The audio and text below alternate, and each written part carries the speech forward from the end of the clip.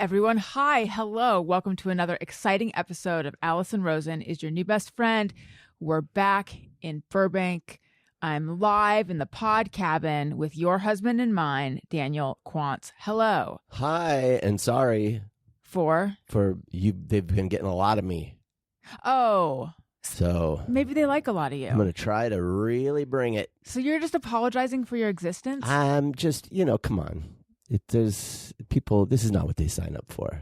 They don't sign up for lots of DQ. They sign up for lots of you. With a side of DQ. Well, we'll see. But, I'm here.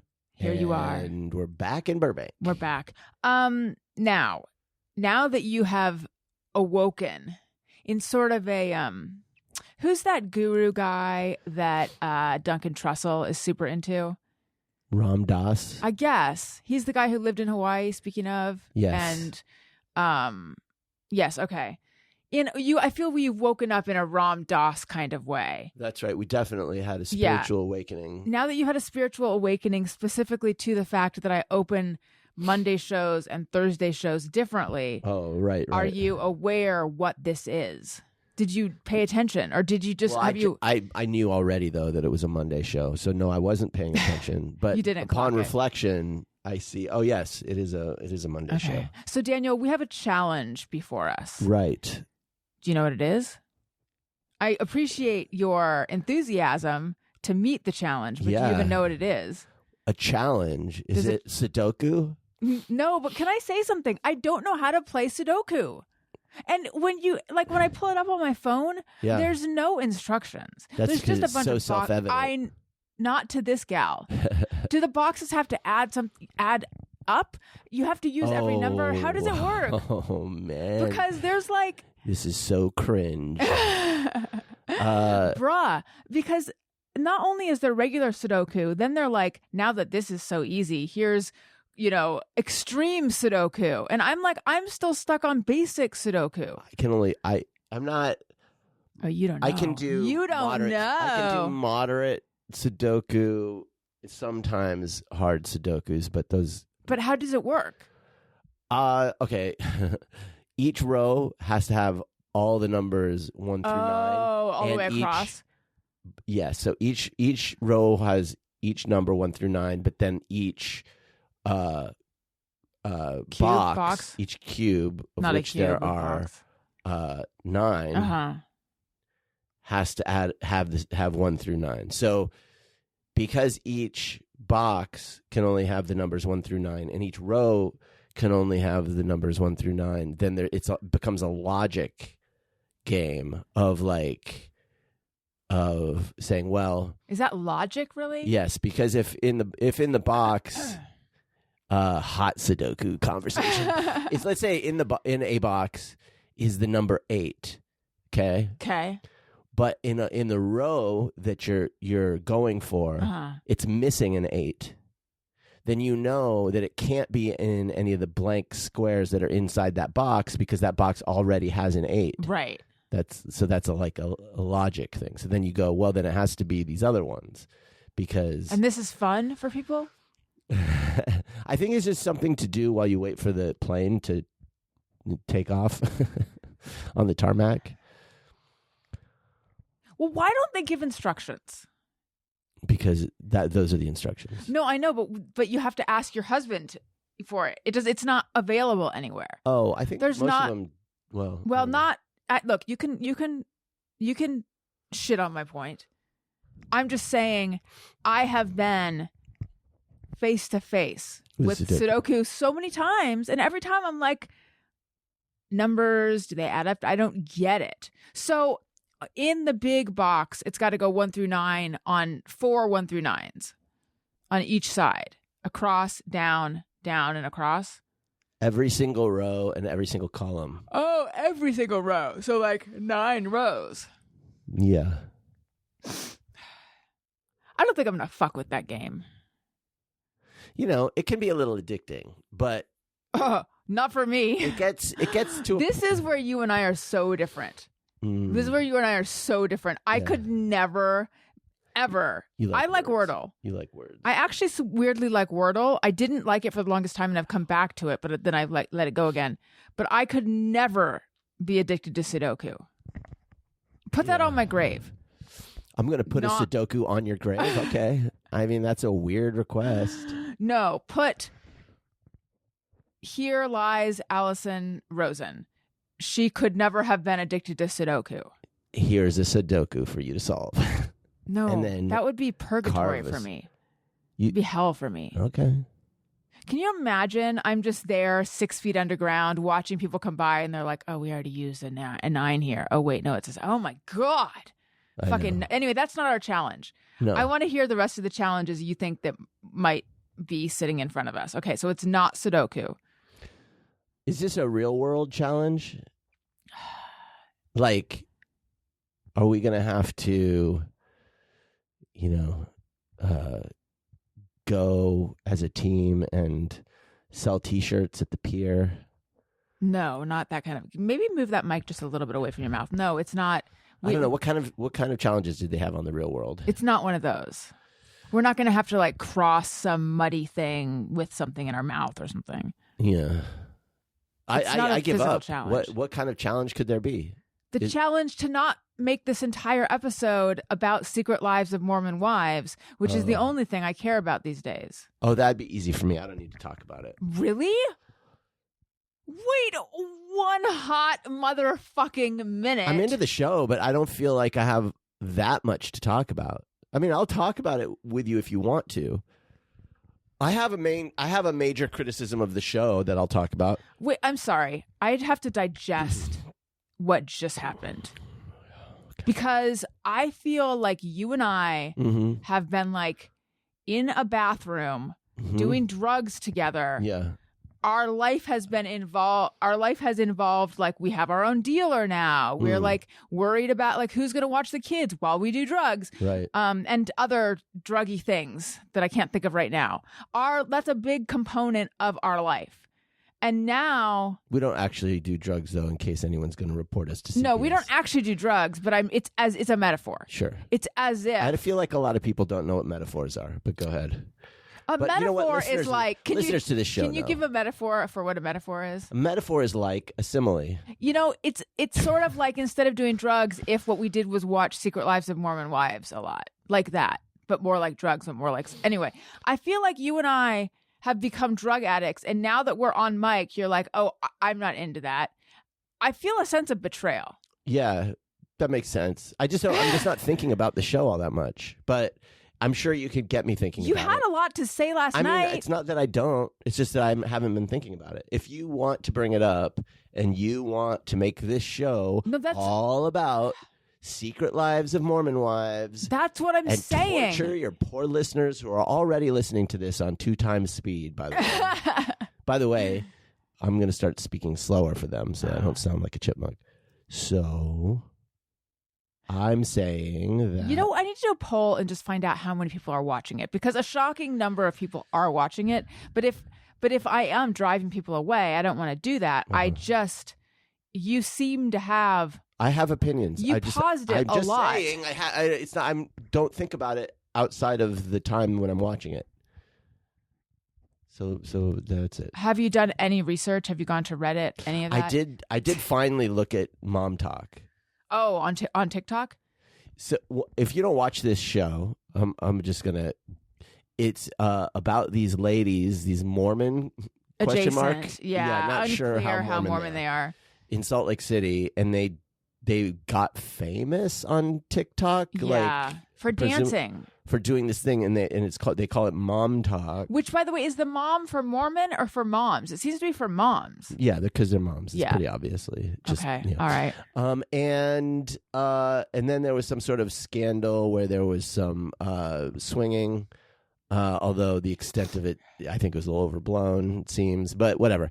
And now they have a Real Housewives type show. The scandal was that many of them were involved in what they call soft swinging, so like not penetration, but they were all having sex together in the same room. And I mean, it finally comes out like what was happening, and I was sort of scandalized. I'll say it's not scandalous, but anyway. So anyway, but not all of them are involved in that. So then now they have a reality show, which is like it's basically a Real Housewives show, but it's better than Real Housewives, I think.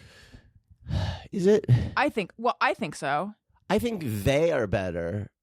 As what? Than the Real Housewives. In many ways, they're more interesting. They're more interest. Well, I don't know.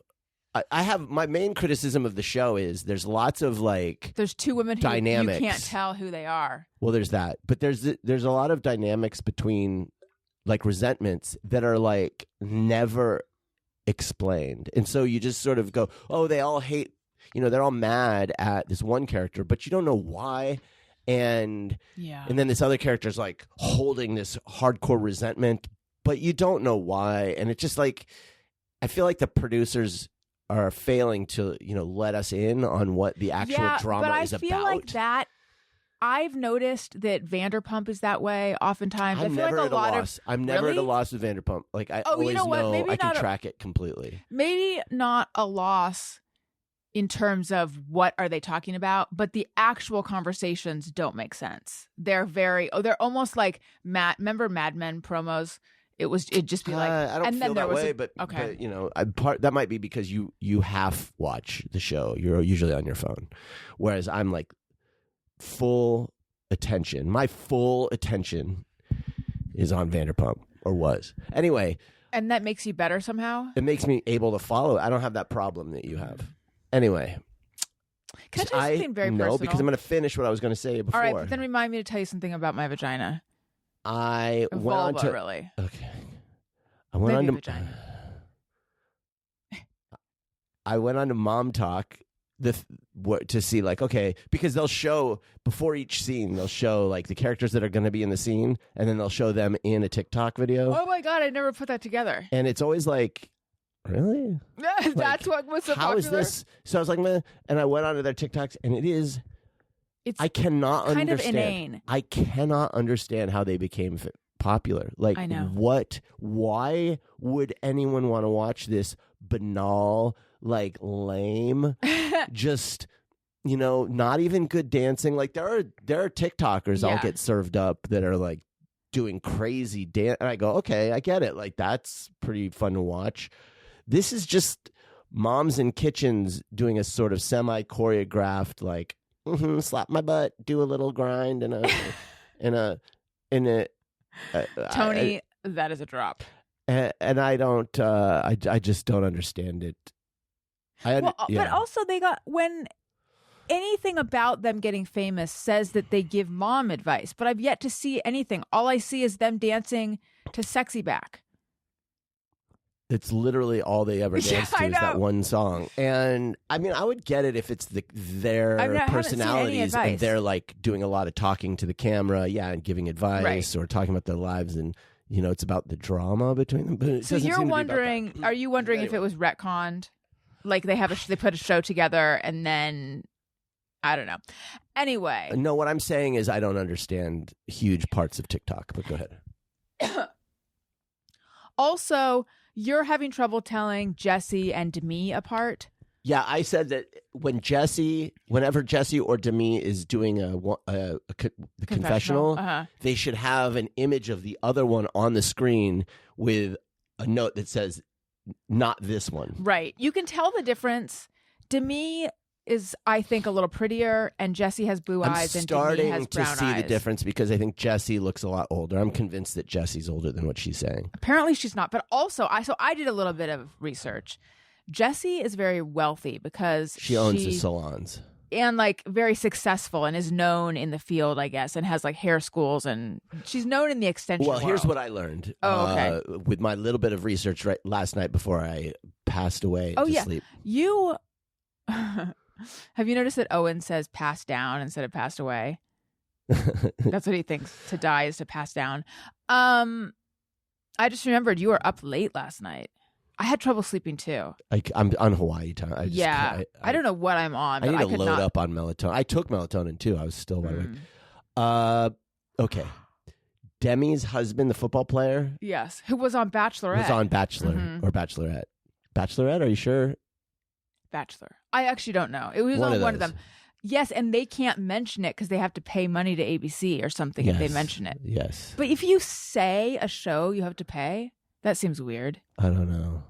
And that there might be something up with that guy. I don't know. Like what? I don't know. Like a cheating scandal? I think there was something about her being warned by his exes. Oh, yeah. And then, like, he's not good, he'll cheat, whatever. And then she was like, immediately got engaged or something. Did you see the TikTok of her from many years ago? And it's the song like, I understood the assignment. Yes. I understood the assignment. Is that what we're talking about? The same thing? Yeah. Like when they tell you not to be with him and then, yeah. Anyway, this is all good stuff. It's one more thing and then we'll move on. Yeah.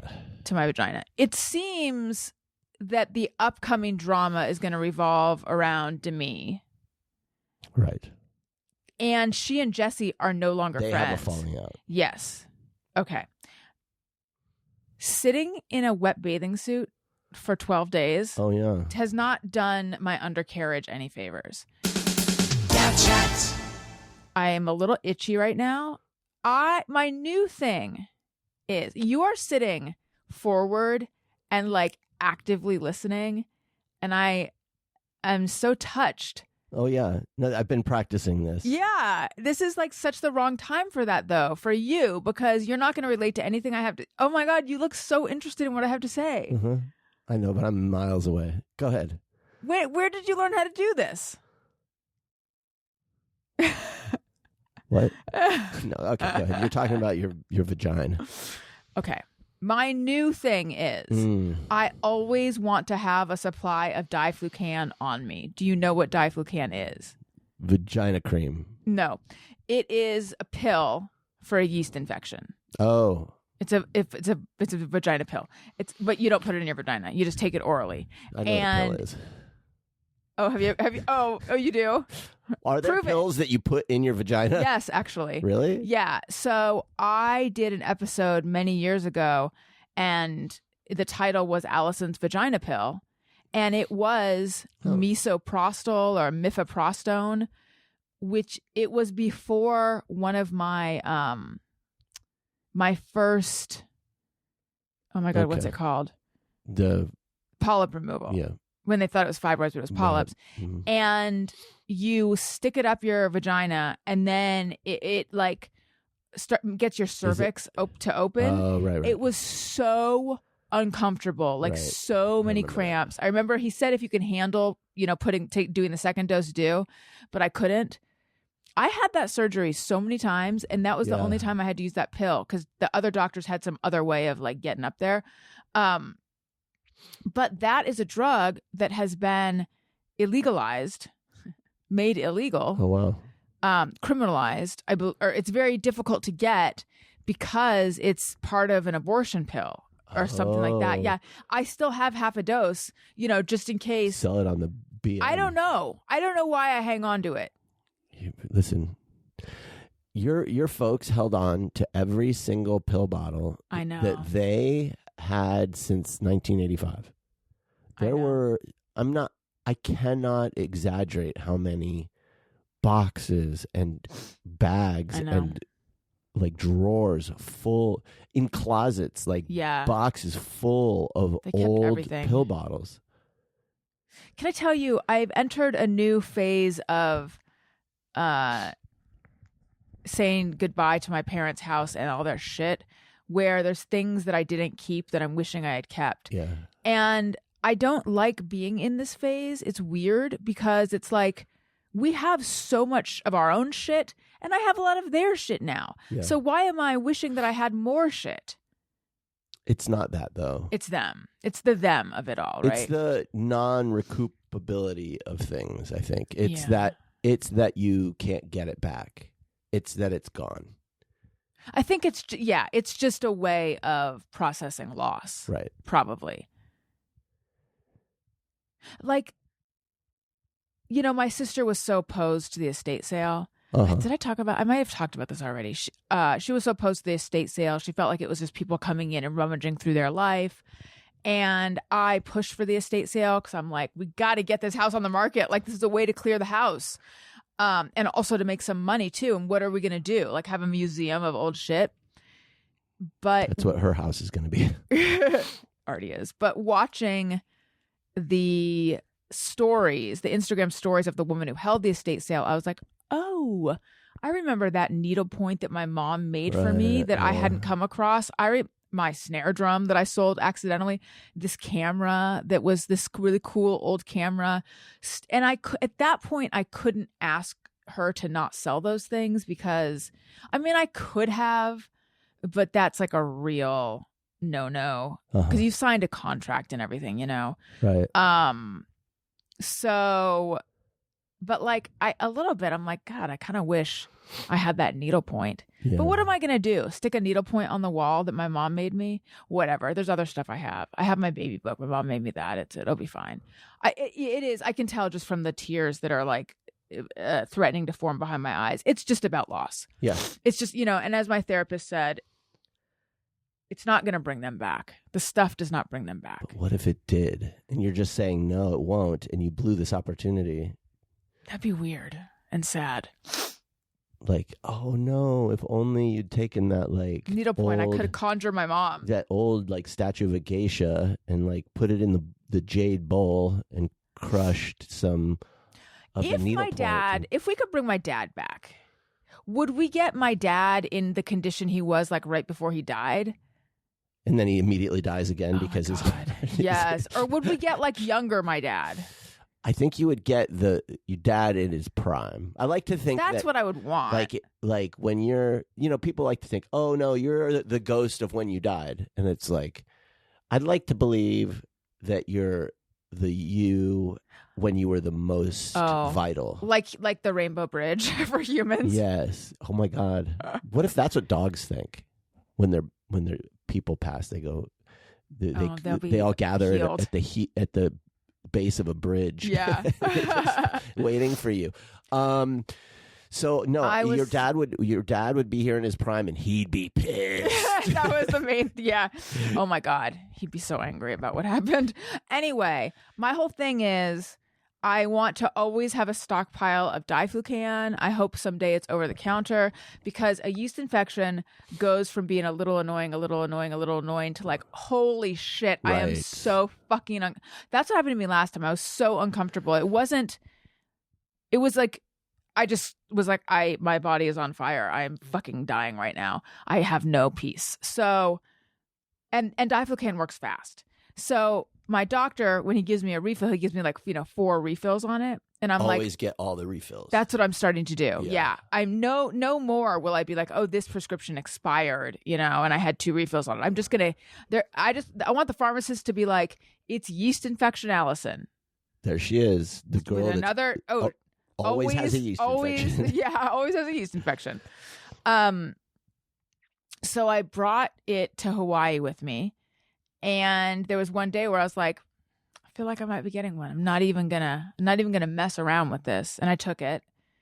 But now I'm back again. I think it's the sitting and having sat in a wet bathing suit so much. Yeah. And I'm back home and things are feeling a little irritated. And I have estrogen cream from my patulous eustachian tubes, which is where your eardrum, like, when I was having that thing with my ears for so long, and my doctor, the ear doctor, our ear, nose, and throat doctor, who retired a week and a half after we started going to him, we're like, we found a good one. Which is great because I just found a new ENT and he's 9,000 years old. He is literally about to retire. Do they not make them anymore? I do wonder. Are they defunct? Yeah. So he was like the cure for that, for patulous eustachian tube, so I was having autophony, which is where you hear your voice in your head all the time and you can hear your heart beating and your breathing and it makes you fucking insane. And it's very distracting if your job is talking into a microphone. I used to talk about it all the time, but he said the cure for that is estrogen. And so he gave me estrogen cream to like snort. like take a tiny bit and put it in the back of your nose and snort it. Huh. And the pharmacy called me because it's vaginal estrogen cream, but the directions were like snort it, and they're like, is this right? Yeah. But anyway, once I started going on that, once I went on HRT, like systemic, like the patch, it just went away, thank God. But anyway, I still have the cream. Okay, great. So I'm right there with you in this conversation. Some people are putting it on their face. Why? There's a whole trend of topical estrogen cream for your face because it supposedly boosts your collagen and helps your fine lines and like de-ages your skin. But doctors are like, some doctors say don't do this. Don't use it off label like that.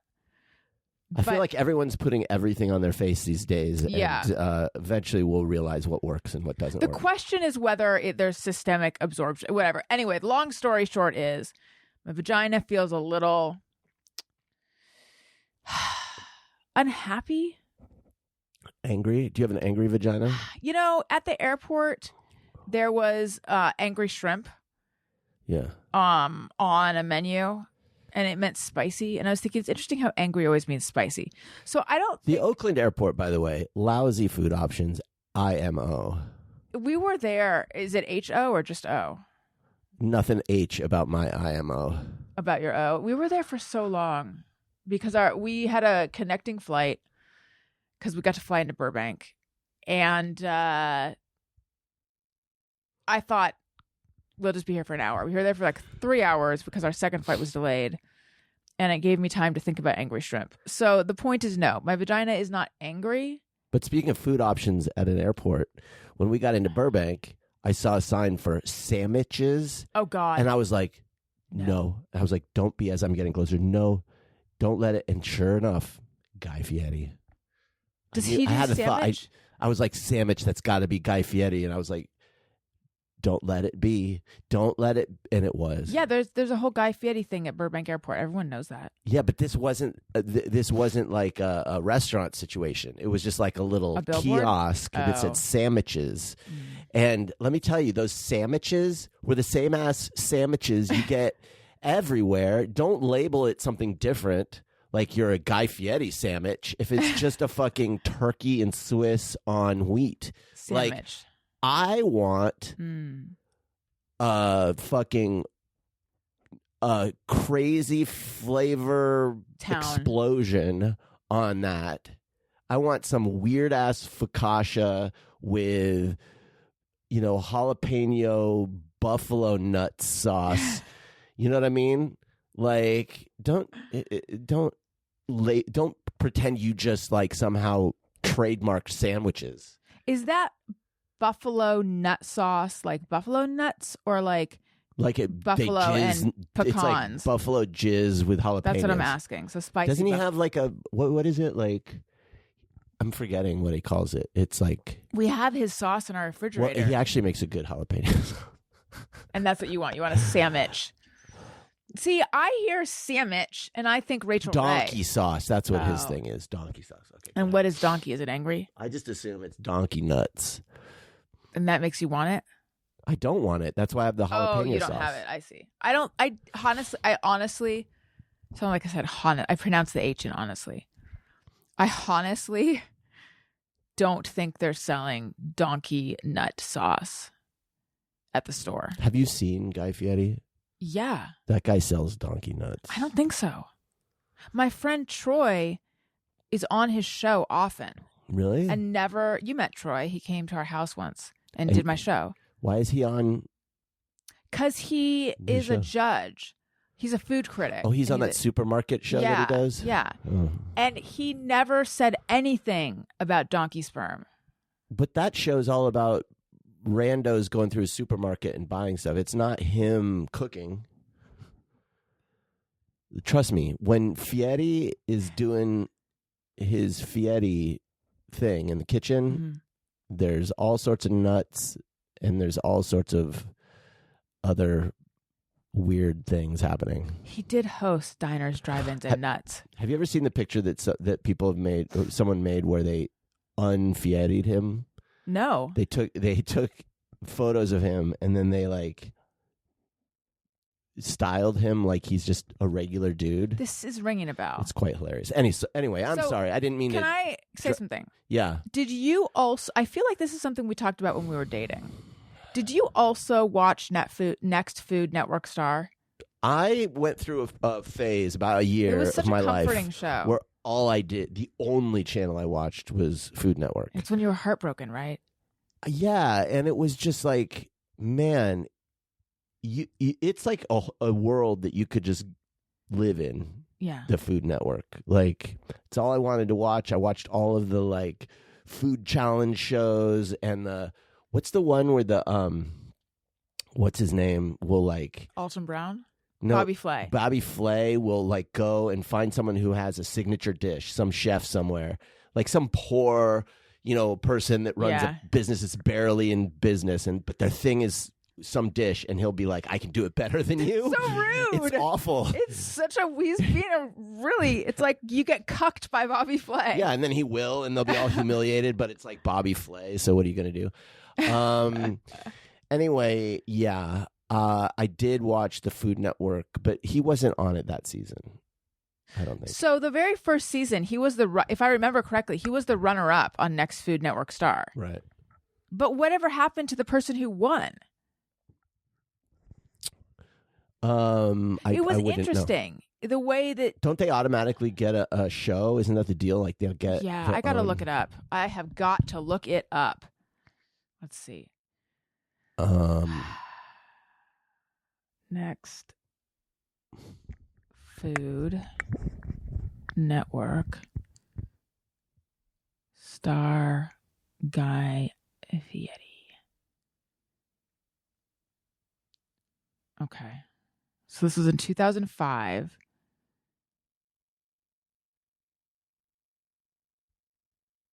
Wait a minute. I've actually been a fan of Guy since he won the second season of the Next Food Network Star in 2006. Is that right? I was sure that he, you know what? Did Guy Fieri... Is that a flex? Win. You know what? I've been into Guy Fieri. Before he sold out. Yeah. Well, who am I thinking of? It's fun to bust on Fieri, but I got to say, Diners, Drive-Ins, and Dives was entertaining. You know what? I was wrong. He won the second season. So who won the first season? Because I watched it from the beginning. Who won first season of Next Food Network Star? Tony, tighten this up. Dan Smith and Steve McDonough? Known as the Hardy Boys? What? They let him be a team? Maybe I didn't watch the first season. I don't know. All right. I just remember there was a girl named Kelsey who didn't win, but they like gave her some an online show. She made like food in your college dorm, I think. So listen. Yeah. I have a Just Mirror, everyone. Great. Play the song. This is the right show to do those things. It really is. We even have a theme song. Yeah, I'm aware. So hit us with it. Okay. Sometimes I ponder on something I have thought or done. Is it just me or everyone? I may have discussed this before, but I don't think in this format. When people say, and I am someone who says this often, if you are stuck on a desert island and you could only have one blah for the rest of your life, are they setting you up to say your favorite?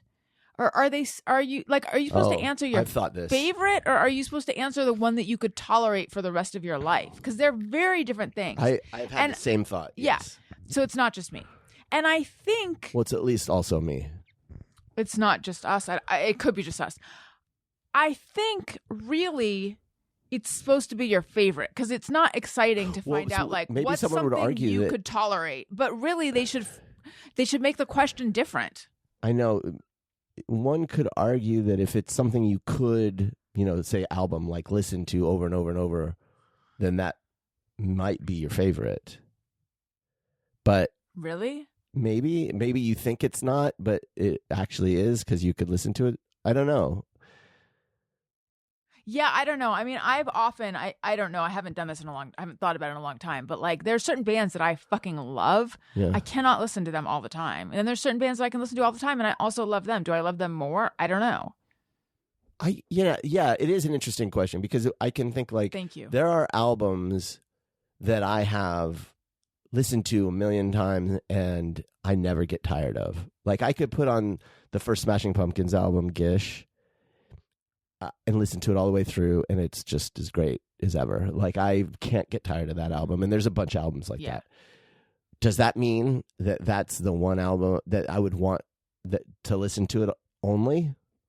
Like if I'm on a desert island, I think I would want something that's like more sort of backgroundy, kind of like ambient, like Sunset Boulevard, like just like soothing tropical music. Yeah, you know what I mean? Like if I have one album on a desert island, I don't want rock. I want something that's more just like easy listening. Yeah, just like background music. Yeah, that's what I'm saying. Right. So then that's not my favorite album of all time. Right. And what's your desert island ice cream? Wait a minute. So I have a freezer? Yep. No, that means I have electricity. But it can only fit one kind of ice cream. And you get an unlimited supply of it. they airdrop this one ice cream to you. Only one, and you can't change your mind. But rescue me, though. But instead they're sending you peanut butter Jenny's ice cream or whatever. Yeah, is that what it is? Oh, see, if it's only one ice cream for the rest of my life, it'd probably have to be like something neutral, like vanilla, or something where the flavors are separated out enough that you could like a Neapolitan. Yeah, that is a cheat. Or like a Moose Tracks where you could just like, if I want some chocolate, it's there, but I could like scooch around it, you know? I mean, if there's stuffing hidden things in ice cream, I would say like smuggle me Flares.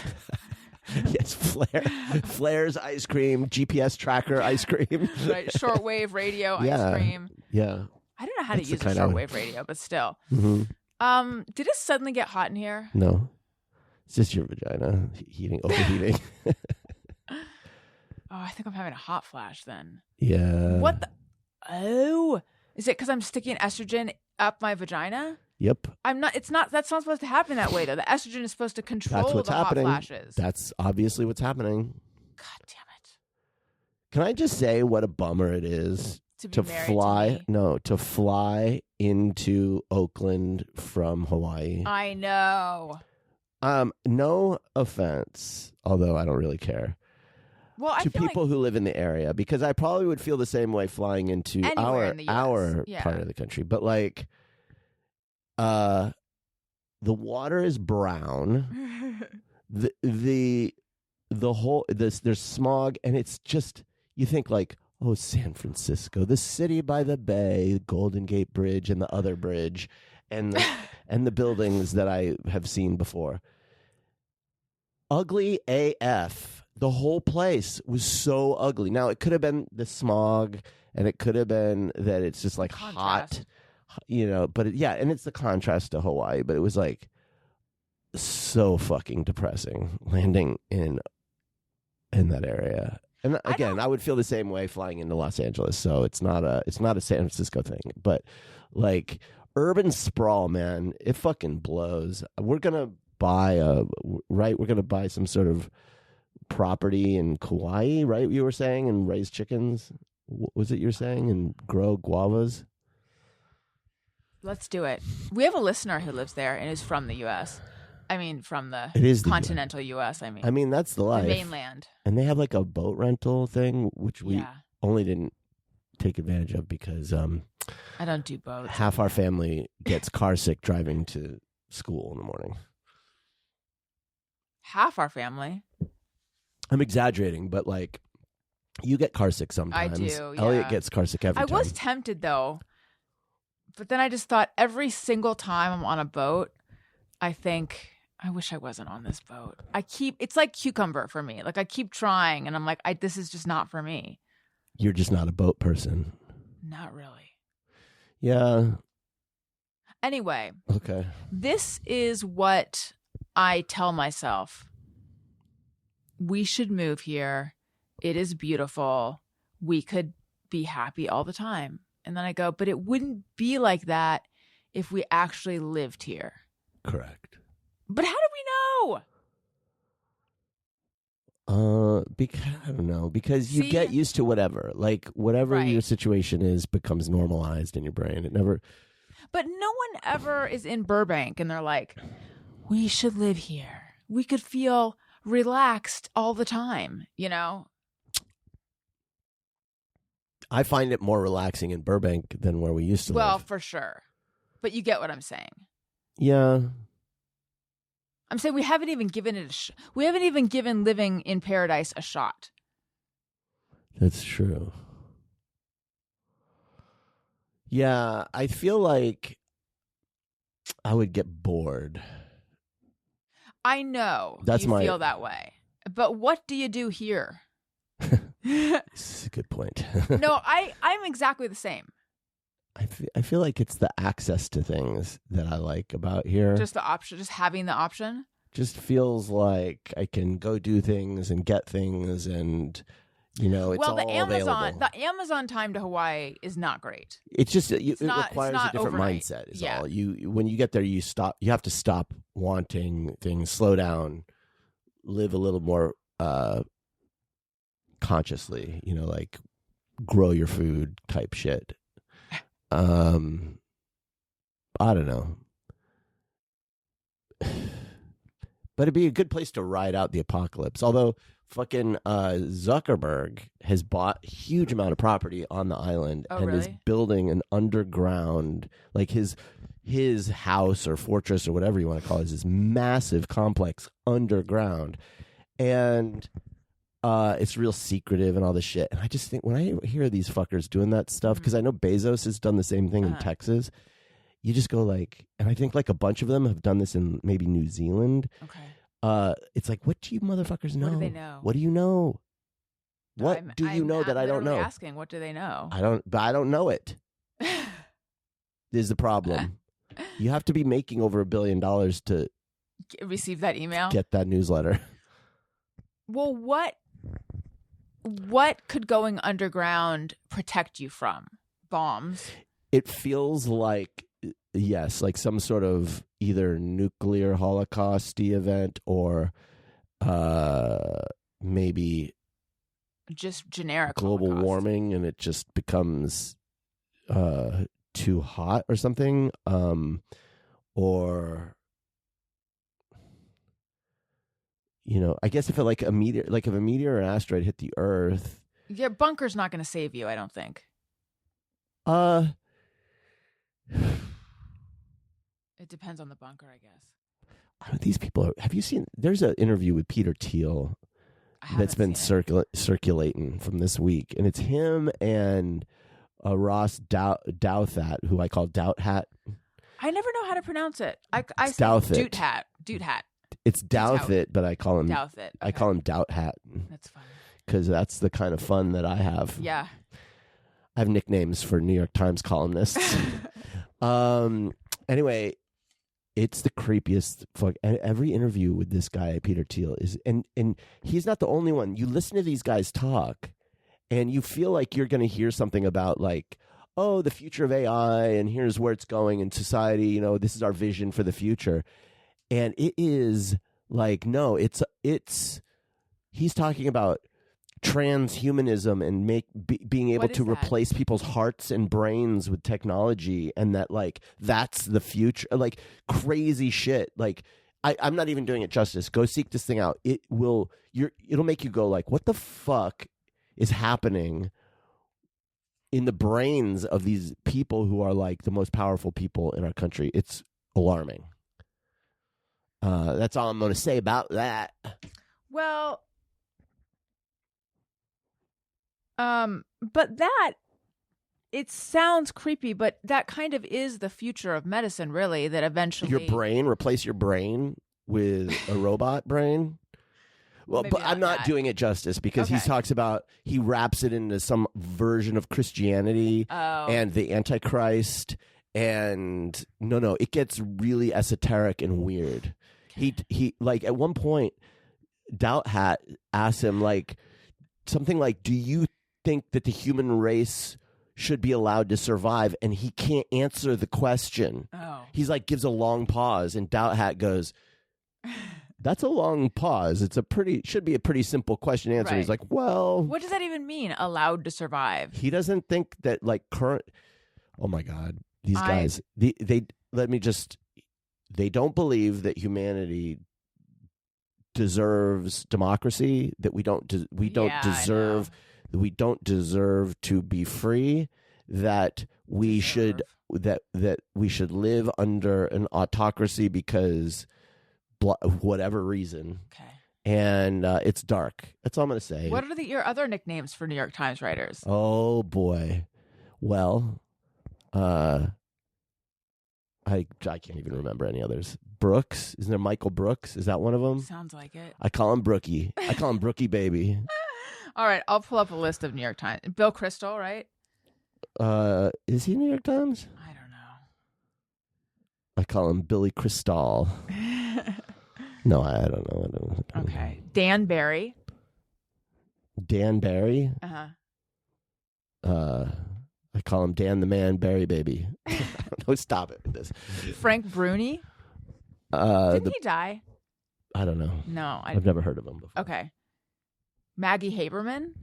Habs. Everyone calls her Habs. Katie Edmondson.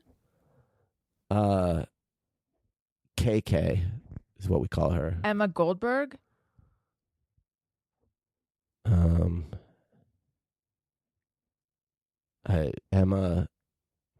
Emma the Mema. You're thinking of David Brooks. David Brooks. Oh yeah, Michael Brooks was the guy who died from the Majority Report. Anyway, can we move on? Michael Barbaro. He's from The Daily. Oh, is he the Daily guy? Yeah. Yeah. What do you call him? Barbarous Barbaro. The barber. Michael the Barber. Guess what? What? We've reached a new level. Of boring? No, we reached that a while ago. We've reached a new level. Look, here's the email. Welcome to My Hyatt Concierge.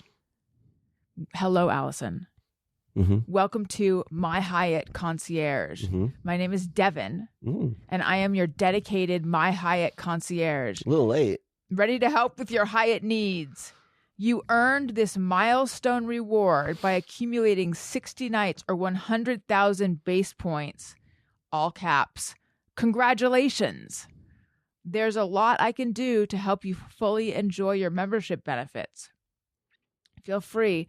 I feel like this guy, is he real or is this an AI? It's all Feel AI free now. to reach out to me in order to redeem free nights, arrange suite upgrades, not SWEET. I mean, oh my God. I can also research hotels and resorts to find the one you'll enjoy most. Oh my gosh. This Honey, is so we've long. made it. We've made it. Oh my God. You know, that's all anyone wants. The problem VIP is access to there's anything. two problems here. What? We just spent all of our money on this No, we can- vacation. We're there's no not more trips traveling for a long anytime time. soon. We really like. And the second problem is, do we have an intention of going to other Hyatts? We only go. We're like going to be the White Lotus of Hyatt. I don't know what that means. Well, they all go to the White Lotus resorts in any particular place. Oh, yes. You've seen the show. Yes, I forgot. I forgot that White Lotus was the name of the hotel. Here's the deal. We like to go to the Grand Hyatt Kauai in Kauai. I don't know of any other Grand Hyatts, though. there are some.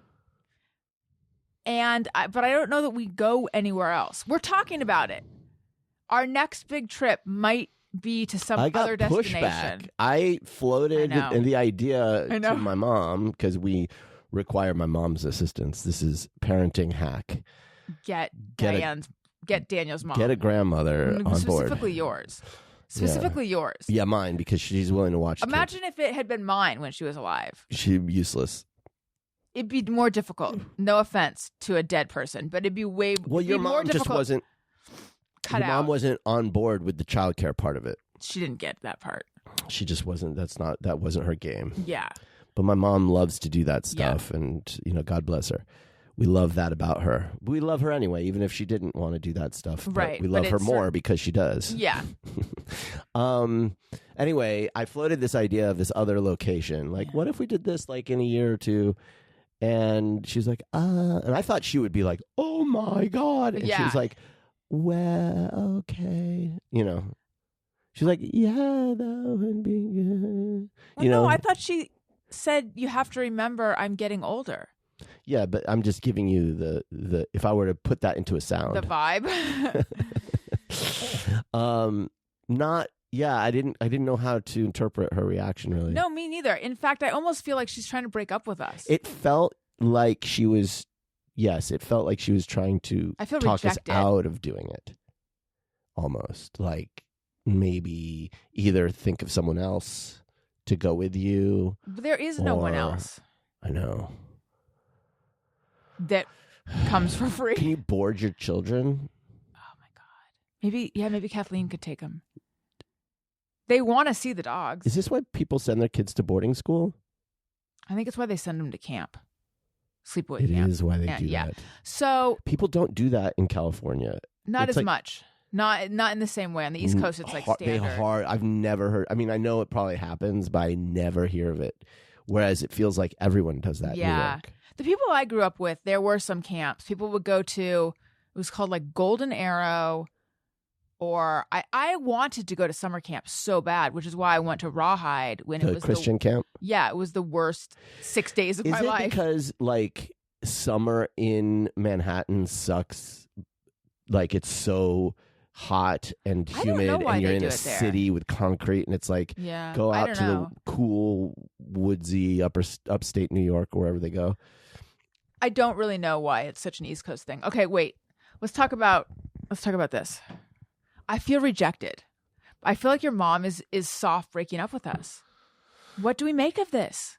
I mean, our kids are a lot. I think it's just like she doesn't. I think what she's saying is she is reaching a point where she might not have the energy to corral them. And I don't know that she had the best time. I think Japan was hard for her. Japan was hard for all of us. But I think like the great thing about going to a resort like where we go in Kauai. Did she have fun in Hawaii at least? Yes. Okay, but I think because you kind of everything's on the premises. Yes. And you can get up and you can walk around and you can go see the parrots and you can go do this and go feed the fish and it's all very there's hula classes and blah, blah, blah. In Japan, we were at like basically a residence hotel, and there was nothing. Like there was a gym, Yeah. And we were on the like 40th floor in an urban center. So like to go do anything for her meant like you have to leave the hotel, maybe get on the subway. It was really hot. And it was so fucking hot. But we were there to get Wendy's surgery. That was not a vacation. Right. And quite the opposite. Right. And so we didn't design it to be anything but I hear what you're saying. But for her, I think it was like the idea of going to another city. Yeah, like if you're going to do something else, if it's like that, maybe she's not as enthusiastic about it. Well, look, I am finding the kids are easy. I feel like the kids are getting easier. Yeah. Yeah, in many ways. Maybe we could actually take a vacation just with, look, if your mom... Bite your tongue. Do not say it. Do not. If your mom doesn't want to go... I mean, we'll just do it like everyone else does it. Just take your kids. Maybe we could actually take care of our own children. I don't want to do it either. The thing that sucks about it, like, of course we could. But you're like, that means you're in for the night when they go to bed.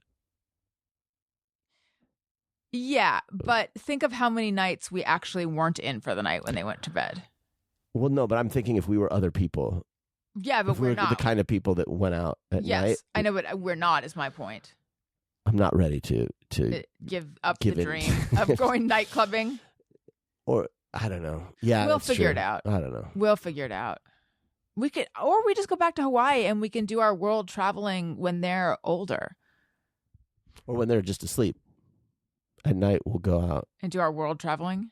Yeah. I don't think we get back in time. It'd be tricky. I think it would.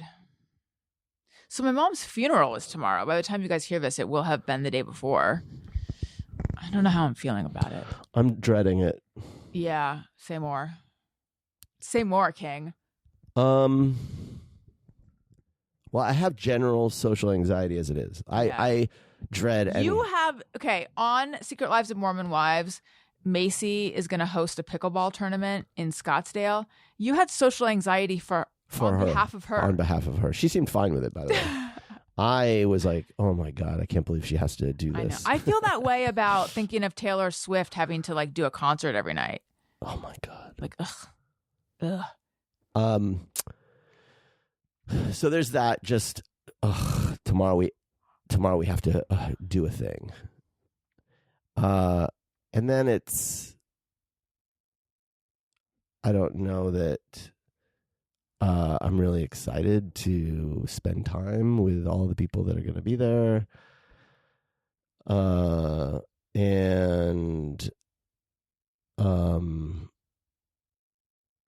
I don't know. Wait, I need to edit what you said. Tony, leave it in. I don't mean edit in that way. I just mean you don't know that you're excited to spend time with some of the people who are going to be there. Certain people. Because there are certain people who are coming and we're like, I'm looking forward to seeing them. You'll have to tell me later who that is. Because I don't know. Oh, you don't even know the guest list. Okay. But I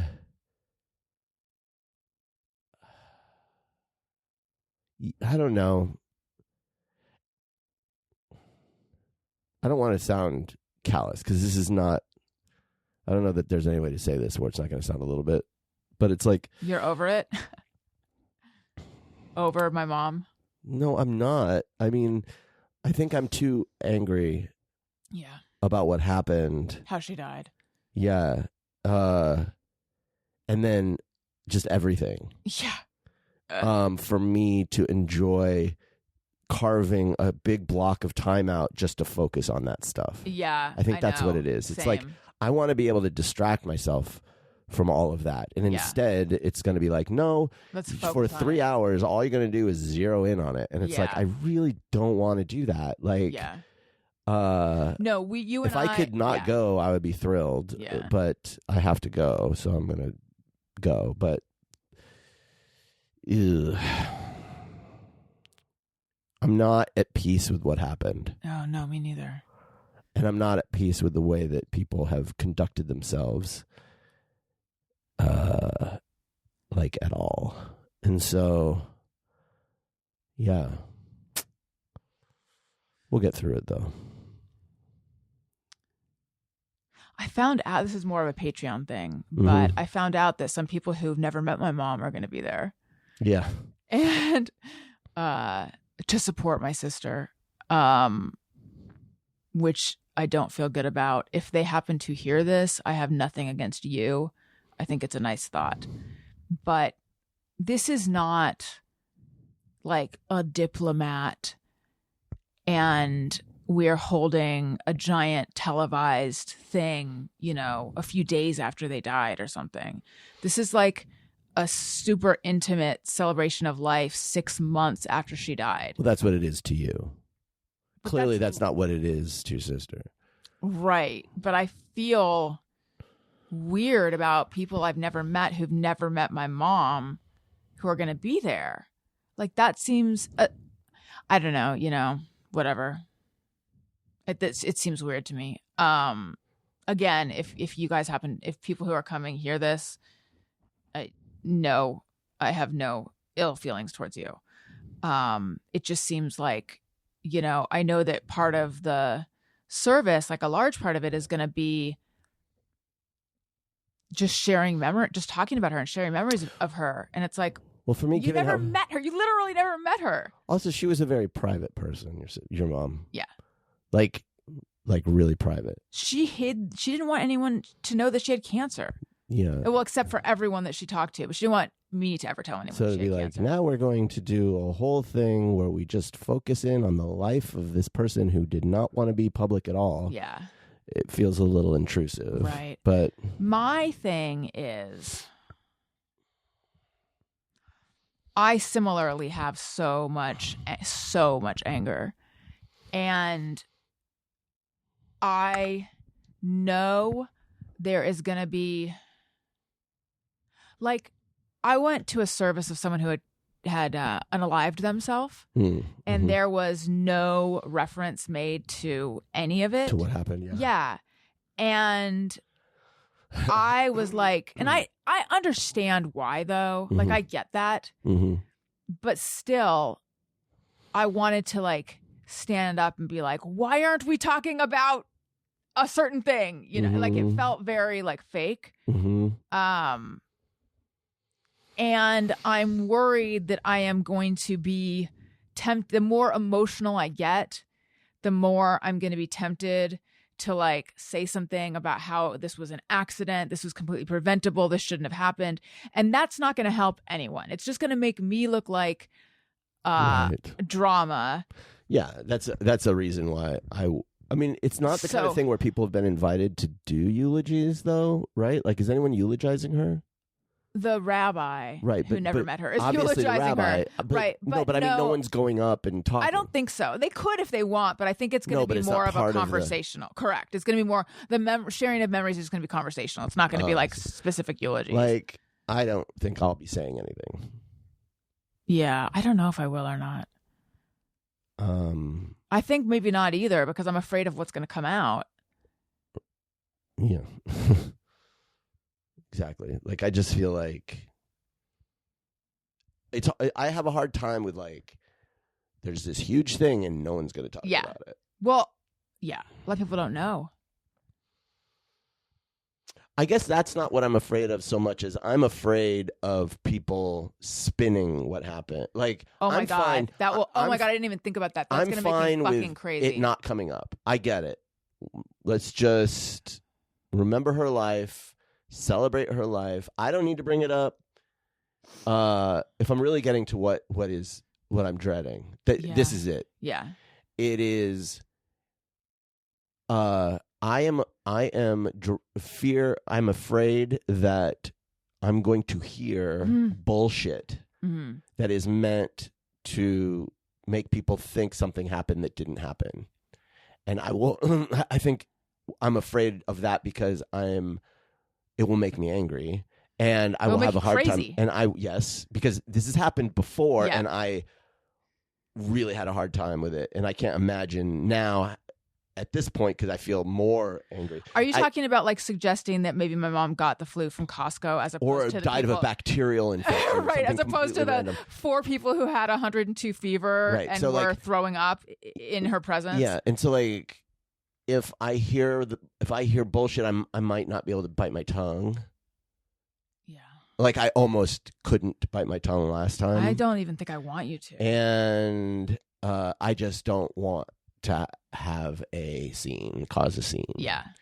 But if they start to fucking lie to people about what the fuck happened, like, I understand the guilt and not wanting to, like, own it. Like, I understand that's intense, but don't fucking lie about what happened. Just don't do that. Yeah. Don't bring it up. Fine. Compartmentalize. Okay. But don't lie. I wish I could find more compassion for, like, you are walking through this world with the guilt that you had a hand in killing your mother. And that's a awful thing to live with. Like, I wish I could get that. But it's like, in order for me to have compassion for that, I would need acknowledgement and humility and exactly. living in the same reality. And instead, It's just lies. I and said to bullshit. her, I said, I don't understand why mom was so careless with her health. Mm-hmm. Because remember, my mom wouldn't even hug us at Thanksgiving, like, because she was immunocompromised. Like, she knew she had to be careful. And so I don't understand why she let herself be around super sick. Why she let super sick people. That's one part of it. Stay Why in her she house. let herself be.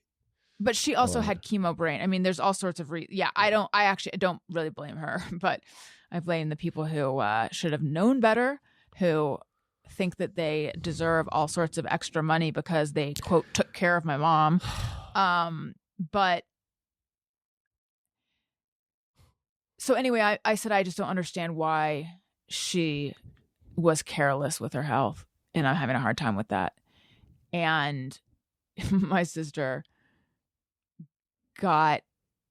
told me that to suggest that she was at fault or something was cruel, and that everyone else is telling her she shouldn't think that way. Yeah. And I'm like, yeah, they didn't lose their mom. Well, they're also your friends who are trying to help you feel better. They're not going to be, no friend is going to be like, you definitely should feel bad about killing your mom. Like, no one's going to do that. They're all going to be like, don't blame yourself. Of course they're going to say that. But this is the analogy that I have used. It's like if someone was drunk driving and killed their child, or fell asleep at the wheel and killed their child. Everyone is going to tell that person not to feel bad, but the spouse who also lost their child might be angry. Right. And also, there's no way to I do believe that it is possible to find forgiveness for yourself, for what happened, but you can't do that first if you're not facing the truth about what happened. You have to be contrite. Right. Like, your actions took my mom away, and no one has acknowledged There's no humility. There's no contrition. There's just entitlement and bullshit. Yeah. And like, she hears this, whatever. Like, I just have a hard time with that. Because if it was me, I just know that if it was me, I would just be like, Same. I am, whatever. Like, I would be so devastated. Let me not make your life more difficult. Right. Like, I would be so everything contrite. I would be like, I would just be like, it's going to take me a long time to forgive myself. Yeah. And I don't expect you to ever forgive me. Yeah. Like, there are things that I've done to hurt people, and I do not expect them to forgive me. Mm-hmm. Like, I don't believe I deserve their forgiveness. And I just work on living with the ways that I have, like, treated people poorly. You know what I mean? I don't even know what you're talking about. But it's just and probably things you'd be like, what? That's not a big deal. Right. But it's just like, I don't feel entitled to their forgiveness. Yeah. And if I were to run into them, I would be so, like, contrite. It'd be like, yeah, I wronged you. I don't deserve anything from you. Like, and those are small fucking things. Yeah, I know. This is like the biggest thing, literally the biggest thing. It's just wild to me. What's crazy making? Anyway. So that is happening tomorrow. And by the way, if you enjoy that kind of talk, might I remind you, I am very uncensored on my Patreon. Patreon.com/Alison Rosen. Get in there. It's also, there was a cat that we saw in Hawaii. It was in our room at one point. So talk about entitled. I know. Cat. It might be that cat might own the hotel. Do you think that's one of the Hyatt brothers? Are they brothers? Are they a litter? The Cat brothers. Yeah. I think maybe. But anyway, and I was updating everyone on the text level about the cat. There was a lot of fun stuff. All right. Also, Substack. I've recently started writing there again, and people can't get enough. AlisonRosen.substack.com. All right. That's it. There we go. We did it. Yeah. Thank you for listening. I love you. You matter. Goodbye. Hey, do you know about the Alison Rosen show.